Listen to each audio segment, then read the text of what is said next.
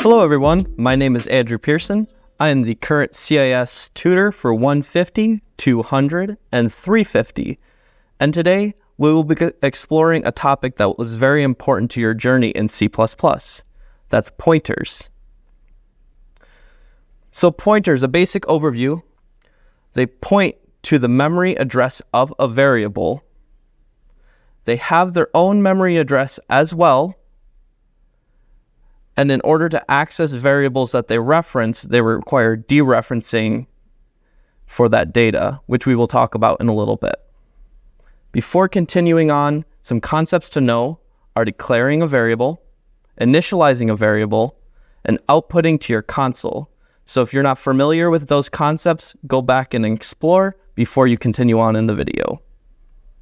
So first, we will be talking about the visual representation of how pointers point to a memory address.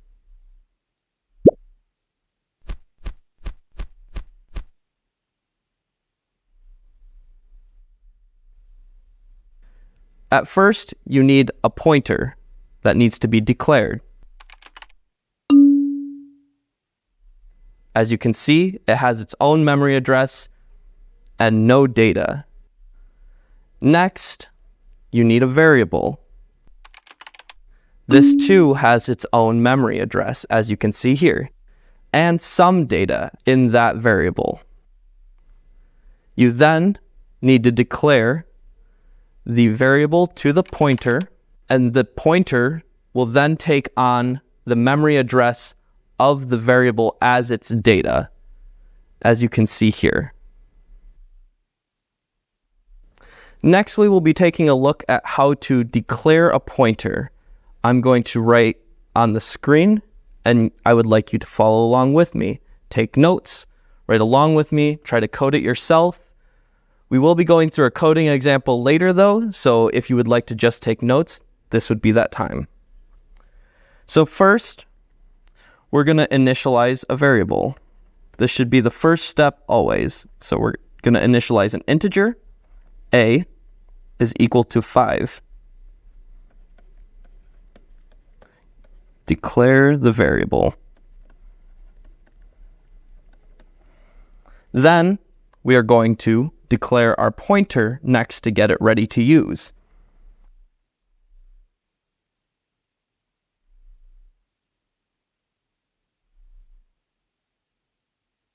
So you'll notice that the variable and the pointer have the same data type.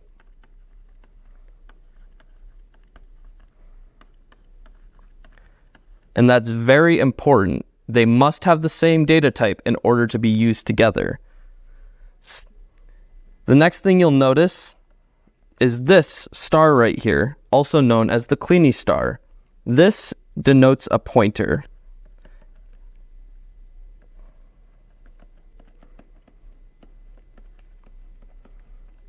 It's how you initialize that pointer. Next, we're going to assign the variable to the pointer. Now, this isn't like assigning a normal variable. There's a special way you have to do this. So you're going to ptr a, so our pointer to a is equal to ampersand, or the and symbol, and then your variable. In this case, it's a. So the ampersand references the pointer.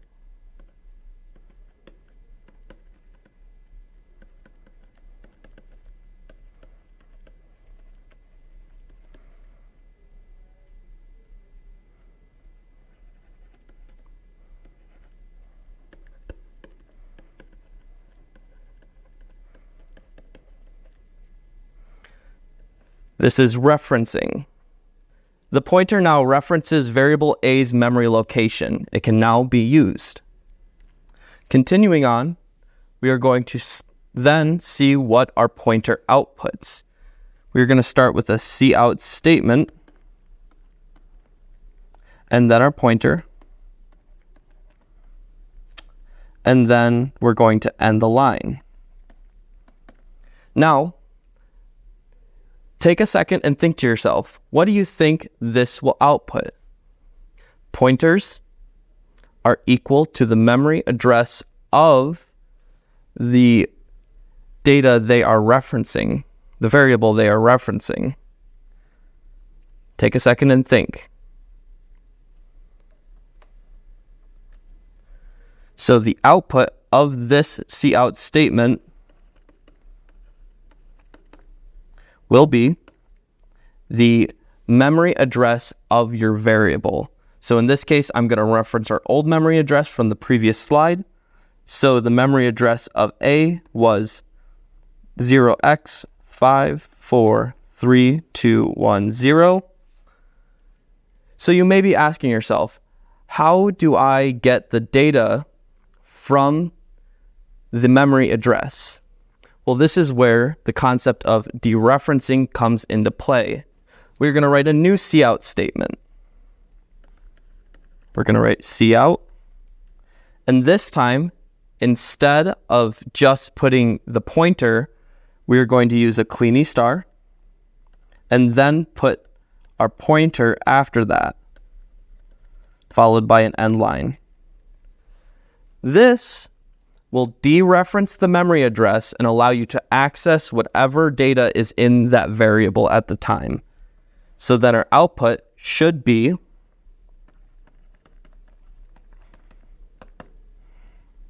is equal to 5, which is what our variable held prior when we initialized it. So that's a quick overview on how to declare a pointer. Of course, at the end of your main function, you'll still need to return 0 and end your program off. But for now, let's keep moving. So when can I use pointers? At this point in your C++ journey, there are not many places that you'll think to use pointers. But as you get into more complex algorithms, functions, classes, you'll find more and more uses for them. The first use is what we covered today, and that would be variables. The next big use that you'll learn is functions. That'll probably be covered in the next video. And the last big use is classes. If you don't know what classes are, you'll learn it soon enough. And if you do, make sure you're practicing with classes and all that they have within them. Because once we get going with pointers, you're going to want to know that. So these are the three main uses for pointers. So the last thing we're going to try in this video is an example for ourselves. I'm going to read you the prompt, and then I want you to try this example on your own. If you have problems, go back in the video and watch it again. I've equipped you with all the skills necessary in order to complete this. If you need extra help, use your notes, use online resources, anything that can help you along. But please try this on your own so you can practice and improve. So our example is, write a code that assigns a pointer for a character, an integer, and a string. Output the memory address and the value for each of them. The memory address of the variable, not the pointer. Change the value using the pointer and output the variable to observe the change. So you output the variable this time as opposed to dereferencing the pointer. So go ahead, take some time, try it on your own, come back, and I will code it with you. Welcome back. I hope you were able to complete the task. Otherwise, I'm going to code it for you here and now. So code along with me. The best way to get better at coding is to practice along as well. So you can see that I have my basic program in C++. You have any include statement that you might need. You can use the namespace std. I personally think it makes it easier, but that is a personal preference. There are ways to not have to use it, but that's not what we're covering here. Next, you need your main function. And then we are going to start. So the first thing we're going to declare, the first variable we are going to declare is an integer. So let's call this integer a. Let's give it a value of 5. The next variable we are going to declare is our character. So character b is equal to, let's say, z. Finally, we are going to declare a string. We're going to call this one C for ease of naming. And then we are going to write hello world. Perfect. So now that we have our variables declared, we are going to initialize our pointers. First, we have our integer pointer. So we're going to call this ptr_a, and then a semicolon. Next, we're going to declare our character pointer. We're going to call this one ptr_b. Finally, we're going to declare our string pointer. And if you haven't picked up on the naming scheme yet, we're going to go with ptr_c.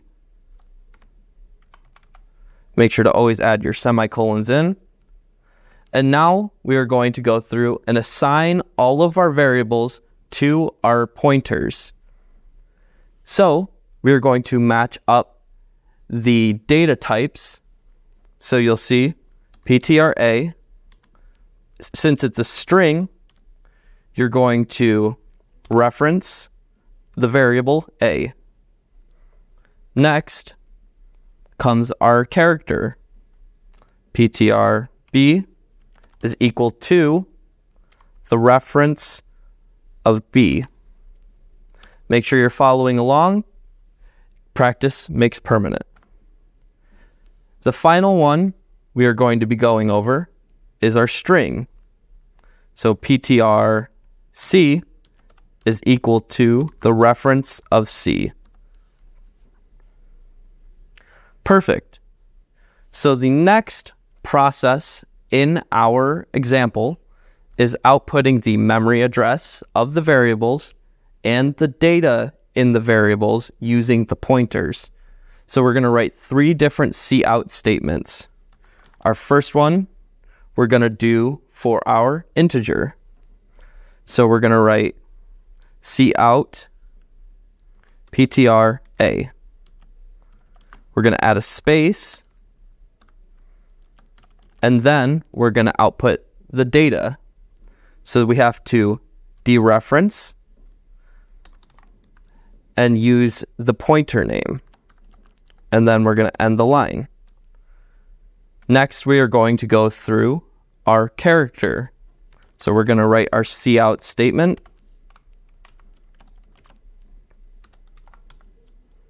For the memory address, our space,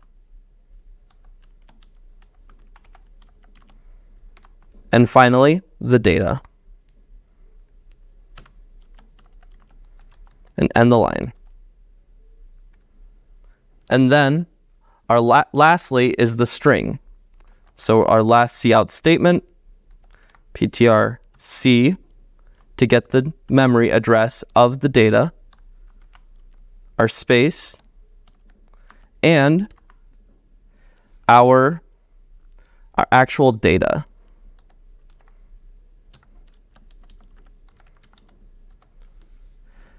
Now we're going to run the program and see our output. In Visual Studios, you can either push local Windows debug or you can push F5. Now you're going to see an immediate issue with the memory address for B. It's a garbage value. Now, a quick solution on how to do this would be to add this value in. Static cast void cleany star pointer B. This is how you're going to fix this issue. So now when we run it again, you can see we have an actual memory address. If you'd like to learn more about that, I'd encourage you to research on your own. But for now, we're going to continue on with the example. So the next part of our example asks us to change the value using the pointers. So first, we have to reference that pointer in order to assign it to a new value, or dereference it rather.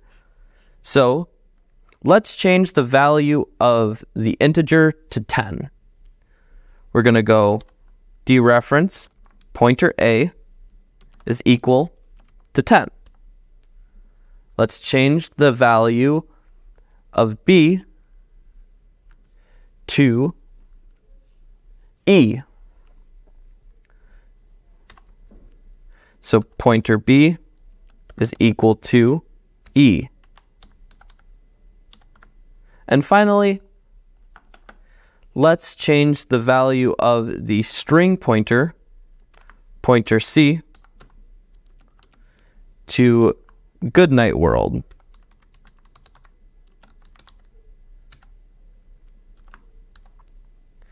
And let's output the variables themselves to see what happened. So we're going to output A. We're going to output B. And then we are going to output C.